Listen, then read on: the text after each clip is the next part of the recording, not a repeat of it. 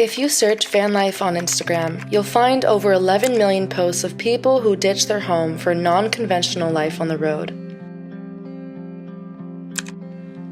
Tiny homes, house on wheels, downsizing, and RVs are all associated with an idea of a lavish lifestyle where one is granted the ability to travel anywhere with the comfort of having running water, electricity, and internet. To get an inside scoop into the comfortable side of van life, we spoke with Rebecca Atwell, an avid adventure seeker. Decided to get a van because we do a lot of camping and I was getting older and tent camping is not as much fun for me, and we got it because we like to travel. I think my favorite moment was being able to make my own coffee, to have electrical in the van. Also just being able to, because it's just a small van, you can really drive it anywhere. So I even drive it to work sometimes. However, the reason why someone decides to take on van life isn't always for luxurious reasons. Through the past 2 years of a global pandemic, fatality, quality of life, and financial stability have been on the forefront of everyone's minds. Many Americans are facing joblessness, reduced income, while some have lost their homes and need to move into their vehicles because they have no other option. Mostly because I got super sick. I had Lyme disease and I just got so ill that I couldn't keep my job. So I actually moved into my car because I got so poor that I kind of needed to. Van life isn't always a pretty picture.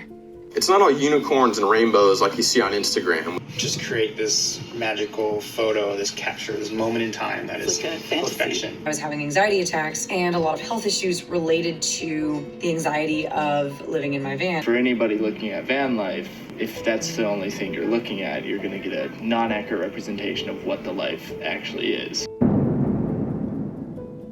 Many people who take on this lifestyle find themselves faced with a much harsher reality than they expected. On social media, it's absolutely not truthful. Most of the couples I've talked to who I see on Instagram, when you talk to them in real life, they're misrepresenting themselves a lot. When I'm just traveling, trying to get to the next location, those are the loneliest times. It's just nonstop driving, sleeping alone in Walmart parking lots or wherever I'm at, feeling kind of insecure and unsafe. You live in a van, your van breaks down, then you're homeless for a bit. The global pandemic has also created a new way of working, one from the comfort of your own home. With the ability to work from anywhere there's internet, why not work from all over the world? I think the internet's played a huge part, and Instagram. The fact that you could sell your products off of Instagram means you no longer need to have a storefront. You could be on a beach in Mexico, you could be on a mountaintop, and maybe your community is global instead of it just being like a local LA scene or something. For the younger generation, graduating college, starting a career, and settling down just isn't cutting it. It's almost impossible to buy, a home. That sort of American dream is almost not possible for a lot of young people these days. There is a growing movement to break free from society, to travel, and to work from wherever you want, even if that means having to push through the hardships that come with life on the road. And according to CNBC, 34.4 million people have quit their jobs this year, with more than 24 million doing so since April, and we can only predict this number to increase.